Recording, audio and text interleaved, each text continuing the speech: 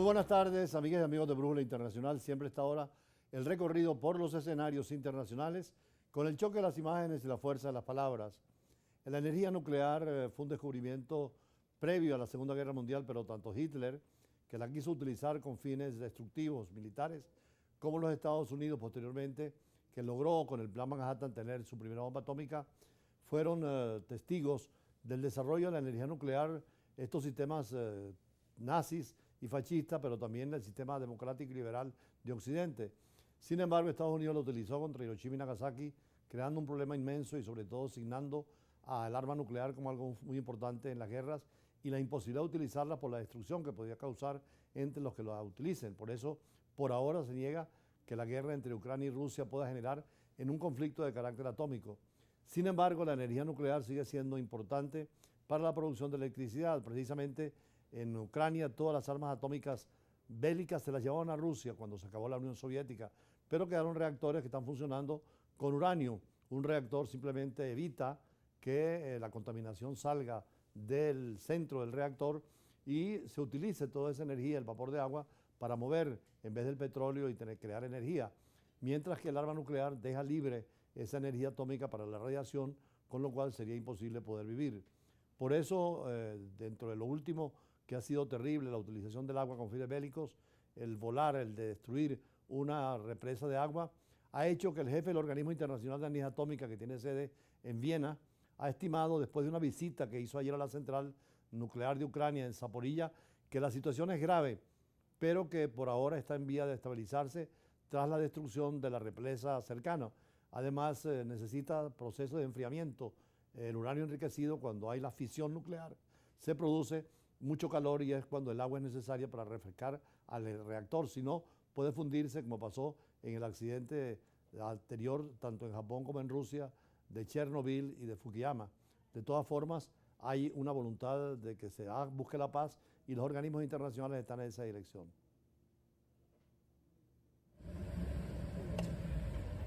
Visita del jefe del Organismo Internacional de Energía Atómica a la central nuclear ucraniana de Zaporilla. El argentino Rafael Grossi llegó el jueves a la planta bajo ocupación rusa para evaluar la situación tras la destrucción de una represa cercana. Luego de recorrerla, indicó que la situación es grave, pero que está en vías de estabilización.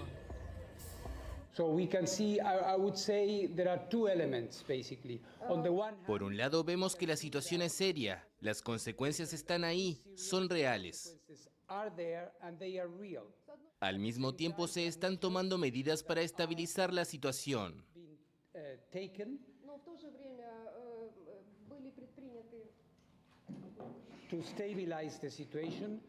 El objetivo de la visita era determinar si la gigantesca instalación está en peligro por la reciente destrucción de la represa de Kakhovka, cuya agua se utiliza para enfriar los 6 reactores de la planta. Desde el inicio de la invasión rusa a Ucrania en febrero de 2022, Grossi ha advertido del peligro de un accidente nuclear en la planta de Zaporilla, donde está basado un equipo permanente de esta agencia de la ONU. En el mundo hay unas 450 plantas nucleares, es decir, reactores que producen electricidad como el de Zaporilla, pero que necesitan enfriamiento y el problema que tienen ahorita es que si no hay el agua necesaria podría generar fundición del corazón del reactor nuclear y es lo que se produjo en Fukushima con casi 15.000 muertos o también el efecto Chernobyl. Por eso en América Latina se han dado legislaciones para prohibir el uso militar del átomo y solo el uso pacífico, pero en cooperación con la Organización Internacional de Energía Atómica, que tiene su sede precisamente en Viena y es la que vigila, controla para que no se pase del uso militar hacia el uso militar y sobre todo destructivo, sino que se utilice con fines pacíficos. Precisamente dentro de esta vía pacífica, la visita de la presidenta de la Unión Europea a Brasil y a Argentina y ahora en Brasil, en Chile, con Gabriel Boric, la presidenta de la Comisión Europea, Ursula von der Leyen, acordaron con el presidente chileno avanzar en una alianza estratégica, pero no solamente en la economía global tradicional, sino sobre el litio, fundamental para la fabricación de baterías de vehículos eléctricos y además necesario en esta época del desarrollo de nuevas energías del campo virtual. Por eso el litio que está en Chile, Argentina y Brasil y gran parte en Bolivia, que es una riqueza extraordinaria, Por cierto, México acaba de firmar un acuerdo con Estados Unidos para el litio en la frontera. Es el petróleo del futuro porque es el que va a permitir todos los desarrollos tecnológicos dentro del espacio virtual. El presidente de Chile, Gabriel Boric, y la titular del Ejecutivo de la Comisión Europea, Ursula von der Leyen, acordaron el miércoles avanzar en una alianza estratégica sobre el litio. Este material es clave en el objetivo de varios países para alejarse de los combustibles fósiles ante la crisis climática, ya que es fundamental para la fabricación de baterías de vehículos eléctricos. A fines de abril, el presidente Boric presentó la Estrategia Nacional de Litio, que le entrega al Estado una presencia en toda la cadena de producción, que incluye alianzas público-privadas. Es una muy buena noticia para Chile y avanza en la dirección que hemos planteado desde el gobierno, generar industria nacional. Que el litio sea un orgullo para todos los chilenos, tal como lo ha sido el cobre durante tanto tiempo. Esta es una buena noticia para Chile y vemos a la Unión Europea como un aliado estratégico en esta materia. Chile produce el 34% de litio en el mundo y se estima que tiene el 36% de las reservas del planeta. Boric y von der Leyen esperan firmar antes de fin de año un acuerdo marco avanzado de la Asociación Chile-Unión Europea.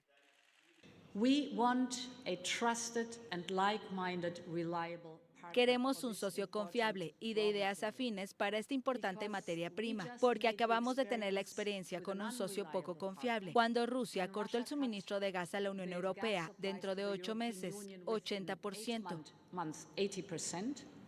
Von der Leyen estima que la demanda de litio en Europa crecerá en 12 veces para 2030. Argentina, Bolivia y Chile conforman el llamado Triángulo de Litio, con casi el 65% de las reservas mundiales. Además, Boric y von der Leyen firmaron 2 acuerdos de cooperación para el desarrollo de la industria del hidrógeno verde. El presidente de Chile, Boric, y von der Leyen, que es la que representa a los 27 países de la Unión Europea, ella es una especie de primer ministro, de presidente, porque la Unión Europea es una federación de estados, donde cada estado guarda su soberanía, su independencia, pero trabajan en un derecho comunitario. Hubo inclusive un proyecto de constitución europea que no se llevó a la realidad, pero que el Tratado de Lisboa posteriormente, en el 2007, sí se aprueba como una especie de constitución para todos los países de un derecho superior al derecho nacional.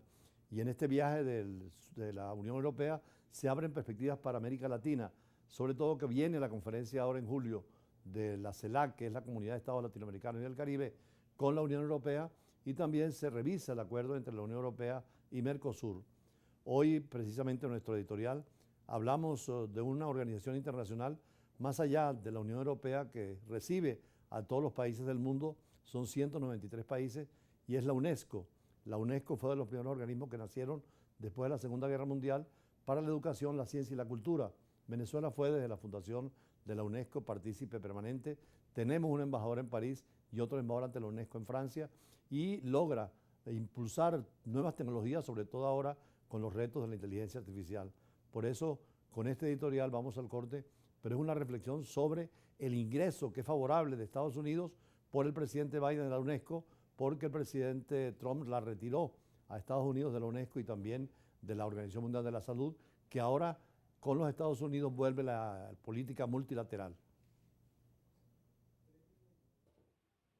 Una gran noticia internacional es el reingreso de los Estados Unidos a la Organización de Naciones Unidas para la Ciencia, la Cultura y la Educación, la UNESCO, que tiene sede en París. Para el presidente Biden, la presencia de Estados Unidos en los organismos multilaterales es necesaria. De allí que su incorporación a la UNESCO fortalece a este organismo internacional. Fue el presidente Donald Trump quien se retiró de varias organizaciones internacionales, entre ellas la UNESCO, una de las más antiguas del sistema de las Naciones Unidas. Además, en otras organizaciones internacionales, los Estados Unidos quieren estar presentes. Por eso el cambio también en la Organización Mundial de la Salud durante la pandemia del COVID-19 era considerada demasiado complaciente con el comportamiento de China, en ausencia de una presencia estadounidense más asertiva, y había mostrado los excesos a los que condujo la elección de Washington en la época de Trump de renunciar a asumir sus responsabilidades. Después de la guerra de Rusia contra Ucrania, el sistema internacional necesita fortalecerse buscando la paz y la seguridad. Por eso los Estados Unidos, ahora con una política más hacia el multilateralismo, necesita profundizar la relación con todos los organismos internacionales y valorar el aporte que pueda dar dentro del pluralismo y la libertad que tienen los estados de escoger su propia política. Es común aceptar de que las Naciones Unidas está en crisis después del COVID-19 y la guerra de Ucrania, porque el sistema del Consejo de Seguridad obliga al veto y a tener un derecho especial sobre otros estados. Por eso la reforma del Consejo de Seguridad ahora planteada para que ingresen Brasil, Argentina o México por América Latina, por África, Suráfrica y Nigeria, tal vez por Asia, Pakistán e India. El pasado lunes, la secretaria general y directora de la Organización de las Naciones Unidas para la Educación, la Ciencia y la Cultura, la UNESCO, informó a sus miembros que Estados Unidos está listo para regresar después de la retirada ordenada por Donald Trump hace 6 años. En esa oportunidad alegó el expresidente Trump que la UNESCO daba cabida a la voz y a la presencia de Palestina. La UNESCO, como las Naciones Unidas y todos los organismos especializados, nacieron después de la Segunda Guerra Mundial. En el caso de la UNESCO, en Londres, del 1 al 6 de noviembre de 1945, terminada la guerra, la conferencia inició sus trabajos con la participación de 44 representantes de estados soberanos, incluyendo los países de América Latina y a Venezuela. Hoy la UNESCO protege más de 1.000 lugares, patrimonios mundiales de la humanidad, en 167 países, incluyendo Venezuela. Además, establece esfuerzos mundiales para lograr la educación de calidad para todos. Y también la UNESCO coordina sistemas de alerta temprana contra los tsunamis y los terremotos. Y en estos años se ha preocupado porque considera la igualdad de género fundamental y que cualquier forma de discriminación basada en el género constituye una violación de los derechos humanos, así como un obstáculo importante para el logro de los 17 Objetivos de Desarrollo Sostenible de la Agenda del 2030 de las Naciones Unidas. Igualmente, la preocupación por los pueblos indígenas que ocupan un 22% de la superficie de la Tierra. Dentro de pocos días, el 29 y 30 de junio, se va a celebrar la Conferencia General, donde estará Venezuela presente con los países de América Latina y de todos los continentes.